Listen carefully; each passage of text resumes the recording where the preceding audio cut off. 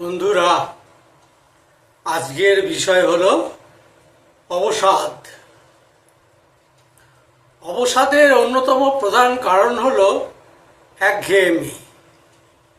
এই তথ্যটি একটি উদাহরণ দিয়ে ব্যাখ্যা করা যেতে পারে। একজন মহিলা কোম্পানি এক্সিকিউটিভ প্রচণ্ড পরিশ্রান্ত হয়ে রাত্রিতে বাড়ি ফিরে আসার পর খুব অবসন্ন বোধ করতে লাগলেন। সে মাথার যন্ত্রণা এবং পিঠের ব্যথায়ও খুব কষ্ট পাচ্ছিল। সে এত বেশি ক্লান্ত বোধ করছিল যে ডিনারের জন্য অপেক্ষা না করে শুয়ে পড়ার জন্য ব্যস্ত হয়ে পড়ল। তার মা তাকে অনেক অনুরোধ করে খাবার টেবিলে এনে বসালেন। এমন সময় তার বয়ফ্রেন্ড টেলিফোনে তাকে নাচের পার্টিতে যোগ দেওয়ার জন্য আমন্ত্রণ জানালো। এরকম একটা ফোন পেয়ে আনন্দে তার চোখ দুটো উজ্জ্বল হয়ে উঠল।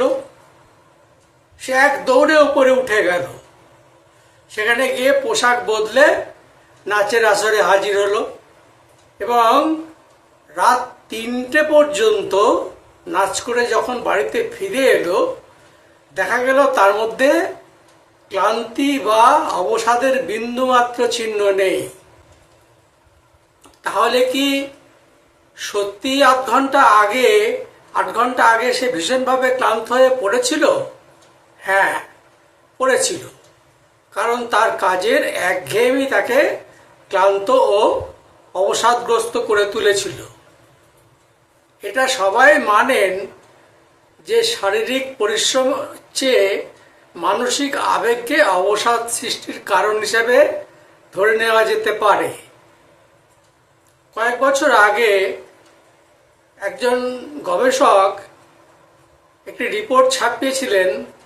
তাতে কিভাবে একঘেয়েমি অবসাদ সৃষ্টি করে সে বিষয়ে তার কতগুলো পরীক্ষার কথা উল্লেখ করেছিলেন। তিনি একদল ছাত্রকে কয়েকটি গবেষণার কাজে নিযুক্ত করেছিলেন, যে বিষয়ে তাদের বিন্দুমাত্র আগ্রহ ছিল না। ফলে ছাত্ররা অল্প সময়ের মধ্যে এত ক্লান্ত বোধ করতে লাগলো, তাদের ভীষণ ঘুম পেয়ে গেল। কেউ কেউ আবার মাথার যন্ত্রণা, চোখের ওপর চাপ বোধ এবং বিরক্তিকর এক অনুভূতির বিষয়ে অভিযোগ করতে শুরু করলো। এই সমস্ত ছাত্রদের পরীক্ষা করে দেখা গেল কাজে একঘেয়েমির ফলে তাদের রক্তচাপ এবং অক্সিজেন নেওয়ার ক্ষমতা অনেকটা কমে গেছে। আবার কাজের মধ্যে আনন্দ আগ্রহ খুঁজে পাওয়ার ফলে তাদের রক্তচাপ এবং অক্সিজেন নেওয়ার পরিমাণও স্বাভাবিক পর্যায়ে চলে এসেছে। সম্প্রতি একজন লেখক নদীতে মাছ ধরতে কয়েকটা দিন কাটাবেন বলে বেরোলেন। যেখানে যাবেন সেখানে পৌঁছতে অনেক উঁচু ঝোপ জঙ্গল পার হয়ে বড় বড় কাঠের গুঁড়ির ওপর দিয়ে হোঁচট খেতে খেতে পড়ে থাকা কাঠের মাঝখান দিয়ে অতি সন্তর্পণে তাকে এগোতে হচ্ছিল। তবুও এইভাবে দীর্ঘ 8 ঘন্টা অতিবাহিত করার পরও তার মধ্যে ক্লান্তির চিহ্ন মাত্র ছিল না। কারণ এই অভিযান বেশ কষ্টসাধ্য হলেও এর মধ্যে আনন্দ বা উত্তেজনার অভাব ছিল না।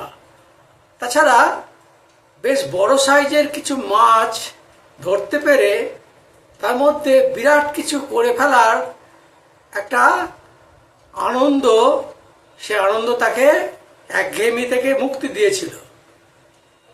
নচেত 7000 ফুট উঁচুতে ওরকম একটা জায়গায় কষ্টকর কাজ করতে গেলে তিনি ক্লান্তিতে ভেঙে পড়তেন।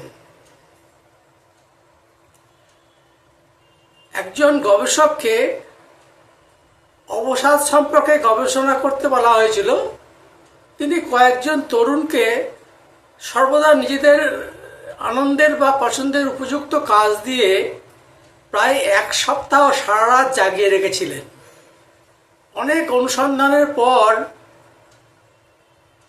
যে তিনি দেখেছিলেন কাজের পরিমাণ কমে যাওয়ার একমাত্র কারণ হলো একঘেয়েমি। যদি আপনাকে এমন সব কাজ করতে হয় যাতে আপনার মাথা খাটাবার বা বেশি চিন্তা করার প্রয়োজন হয়ে পড়ে, তাহলে খুব কম ক্ষেত্রে বেশি কাজ করার জন্য আপনি ক্লান্ত বোধ করেন, বরং নির্দিষ্ট কাজগুলো করতে না পারার জন্যই অনেক ক্ষেত্রে আপনি ক্লান্তি বোধ করেন। একটা উদাহরণ দেওয়া যেতে পারে। গত সপ্তাহের একটা দিনের কথা মনে করার চেষ্টা করুন। সেদিন আপনার কাজে নানা কারণে বাধা পড়ছিল, কোনো কাজ ঠিকমতো করা হয়নি, সর্বত্র ঝামেলা আর বিপত্তির জন্য আপনি কাজই করতে পারলেন না। সেদিনই কিন্তু চূড়ান্ত ক্লান্ত হয়ে মাথার যন্ত্রণা নিয়ে বাড়ি ফিরলেন। পরদিন অফিসে কোনো রকম ঝামেলা ছাড়াই কাজ হলো, কোনো অসুবিধা দেখা দিল না, সমস্ত কিছু সুষ্ঠুভাবে চলল কাজ, যার জন্য আপনি কাজও করলেন অনেক বেশি। যখন বাড়ি ফিরে এলেন তখন আপনি যথেষ্ট সতেজ, আপনার মধ্যে ক্লান্তি বা অবসাদের কোনো চিহ্ন নেই। তাহলে কি বোঝা গেল? যে কাজ কখনো অবসাদ সৃষ্টি করে না, তার জন্য দায়ী দুশ্চিন্তা, হতাশা আর অসন্তোষ। আজ এই পর্যন্তই বন্ধুরা, ভালো লাগলে সঙ্গে থাকবেন। অনেক ধন্যবাদ।